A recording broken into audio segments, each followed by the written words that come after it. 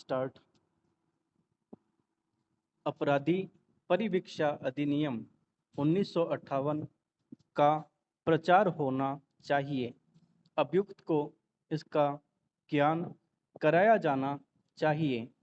प्रावधान एक होर्डिंग के रूप में न्यायालय परिसर में लगे रहने चाहिए।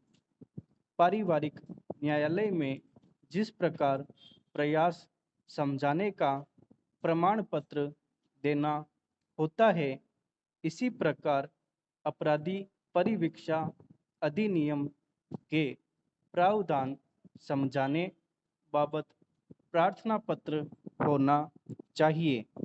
इससे जुर्म स्वीकृति की भावना प्रबल होकर मामले का निपटारा प्रथम पेशी पर ही हो जाएगा, जो अन्यथा सालों तक चलता रहता है।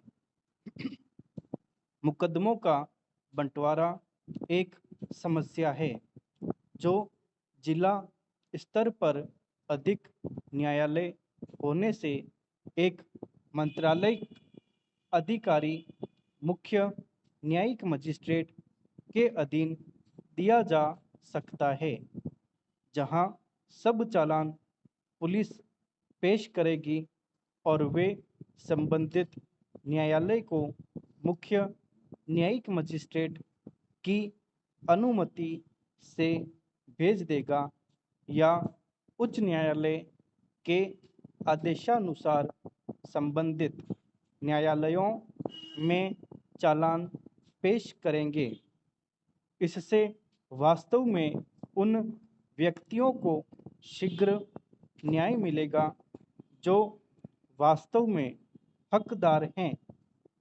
इसका सबसे बड़ा लाभ होगा कि यदि दीवानी व राजस्व मामलों जो ध्यान नहीं दिया जाता में प्राथमिकता बरती जावे, तो फौजदारी मामले इस प्रकार पैदा किए जाते हैं या हो जाते हैं, बहुत कम हो जाएंगे।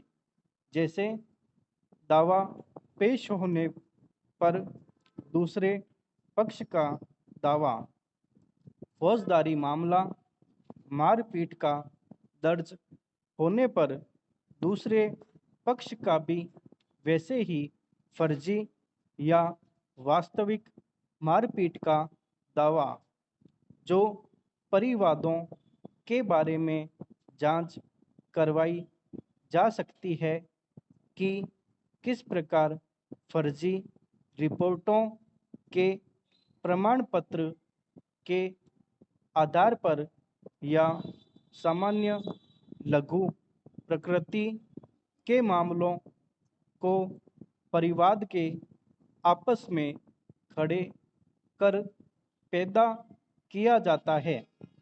खेती की जमीन के कब्जे को लेकर दोनों तरफ चोरी के मुकदमे बनाकर 107 दंड प्रक्रिया संहिता के दोनों तरफ से मामले खड़े कर और जमीन को लेकर तो हर साल ही ऐसा होता रहता है और परिणामतः क्रोध या बदले की भावनावश कत्ल की परंपरा तक पहुंच जाना, जो भी कई जगह परंपरा बन जाता है कि एक साल इस परिवार का तो अगले साल दूसरे परिवार का कत्ल।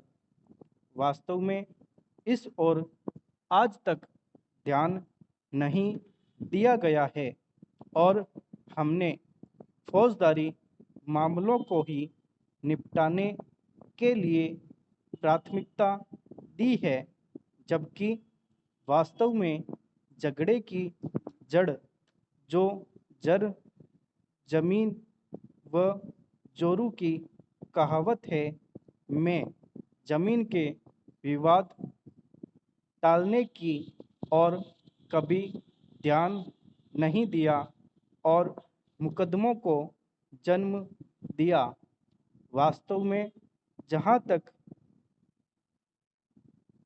बीते कुछ सालों में सरकारों की समझ आई है वह यही है कि बांटो और राज करो।